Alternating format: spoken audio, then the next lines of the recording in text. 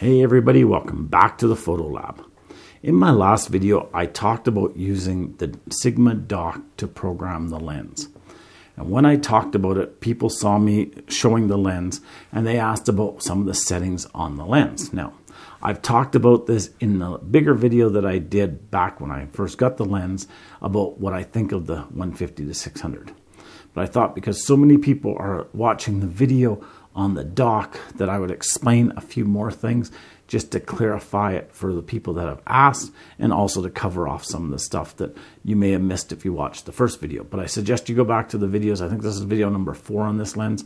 And if you watch all of them, it'll help you learn the lens a lot better and to know what it can do. So the first thing, and it's a question I get a lot, what's this lock button? Now, some people try it when the lens is like this and it just does nothing. And they go, well, why isn't it working? What does the lock button do? The lock button locks the lens at a certain millimeter, but it has to be one of the spots on the lens that has a white dot to it.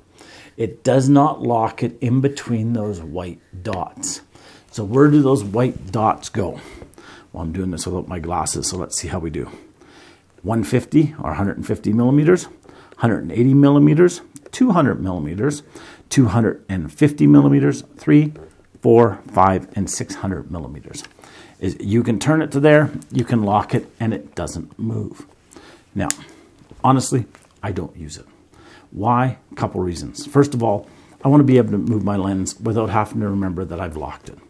And second of all, I've not seen it do what's called lens creep when I'm out in the field. It doesn't move from a millimeter. It's actually quite stable. And if I set it at 250 millimeters, it stays there. It doesn't move while I'm doing my photography. So I just don't have a purpose for it. I hate grabbing the lens and going to take a picture of a subject. I want to go up to 600 millimeters and find out I had it locked in my camera bag at 150. So I just don't have a use for it. Don't use it. The next, the distance scale.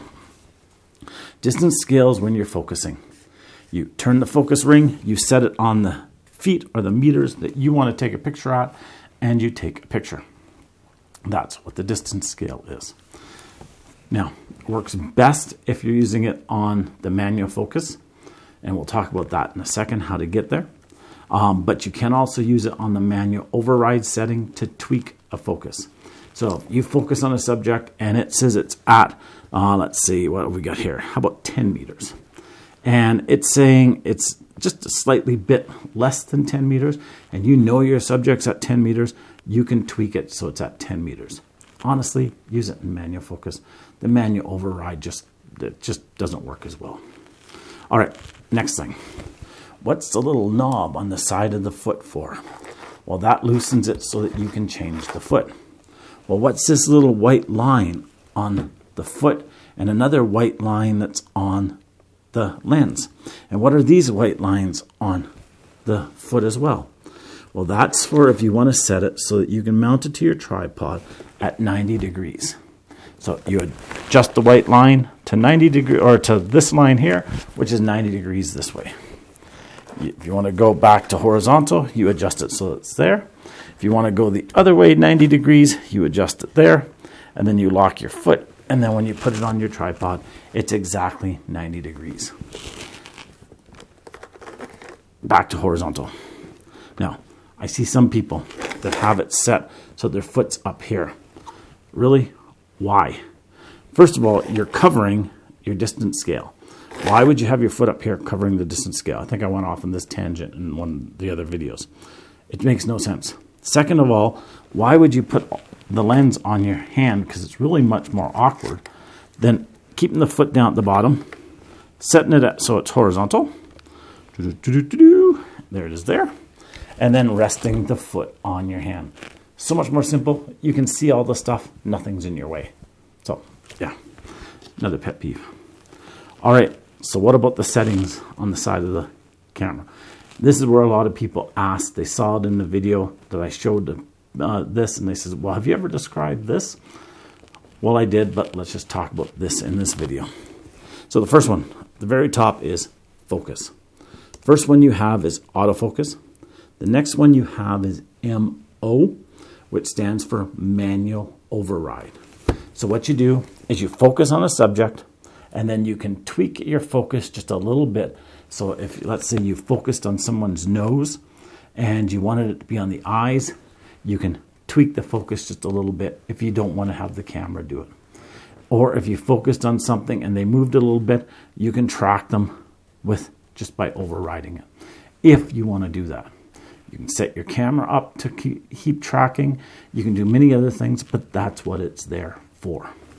The other one that's on here is manual focus. So you do all the focusing. The camera does nothing. Myself, I leave it on the manual override. Seldom do I have to use the override in my photography. My camera's pretty darn accurate, but I keep it there just in case I have to. Now, next one. And this is another big one that I get asked. What's the one below it that says full, that says 10 meters to infinity, and then it says 2.8 meters to 10 meters? I'm trying to do this with my glasses. Remember, things look really fuzzy. Full is the lens will try to focus from 2.8 meters up to infinity. Good news is anything in that range the lens will focus on. The bad news is that the lens will go all the way up to infinity and then start coming back all the way to 2.8 meters, then go back all the way back to infinity if it can't get a focus. So that's why you have a limiter on here, so that you can go and you can limit it. And you can say, look, my subject's definitely 10 meters or further away, so you can set it to the 10 meters to infinity setting. That way it doesn't come back from the 10 meters all the way back to the 2.8. Or you can set it to 2.8 meters to 10 meters. So if you know your subject's not further than 10 meters away, you can set it on the 2.8 to 10 meters, and it won't try to go past the 10 meters and focus on something further away. It'll stop a lot of the hunting, a lot of the going back and forth while it's trying to focus. Works great. I change it daily, depending upon what I'm shooting. If I know my subject's in the distance, I make sure that I keep it at the 10 meters to infinity. Leave it from there, shoot from there. If I'm not sure where my subject is, I keep it on the full. Next one, optical stabilizing.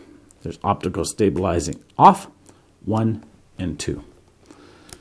Now, I keep it on all the time. Even on a tripod, unless I'm doing extremely long exposures, I keep it on. I usually keep it on number 1. Number 1 is more designed for hand holding and not tracking a subject. Number 2 is supposed to be for following a subject. Now, that's simplified it. If you want the more in-depth, go to the Sigma site and read up on it. It'll confuse you even more. I've tried 1. I've tried 2. I honestly have not found that the 2 is any better than the 1 in any situation that I have shot. So I keep it at 1. I find that that's what I shoot most. I find that's where it works the best, and I'm not having to go back and forth. I like it. Now, here is where I think a lot of people get confused. They buy the dock, they program the dock, and they program certain things in, like the speed of the focus. So they set it in so that it focuses slowly, but more precisely. Or they program it in that it focuses faster. And they wonder, well, when I programmed it in, where does it work on here? Well, it only works when you go to that option that you programmed in. So if you've set in that custom setting into custom 1, when you go to custom 1, then it takes advantage of what you told it to do. Now, you'll notice if you watch that dock video that you can set your distance to focus too. When you've set that distance to focus in one of the custom settings, either custom 1 or custom 2, it overrides these settings up here. So only when the custom setting is on do those settings that you programmed into the custom settings override what's on the camera. So please understand that. If you've got stuff in custom 2, when you go to custom 2, it ignores what was in custom 1. It ignores some of the stuff on the lens or reprograms some of the stuff on the lens, and it uses that. Now, if you got custom 1, if you got custom 2, make sure after you're done using it, if you don't use it all the time, that you turn it to off. Because I've had so many people come in and say, my lens isn't focusing, or my lens is doing this, or my lens is, and I see that they have it on a custom setting. Now, the other question that I got was, there's a distance scale on the lens to set it so that it goes either full distance, or 2.8 meters to 10 meters, or 10 meters to infinity. But you showed on the custom setting that you can change that distance scale as well. Yes. When you turn the custom setting, and let's say you do it in custom setting 1 to only focus at infinity, and you turn this to custom setting 1, it overrides what this setting is.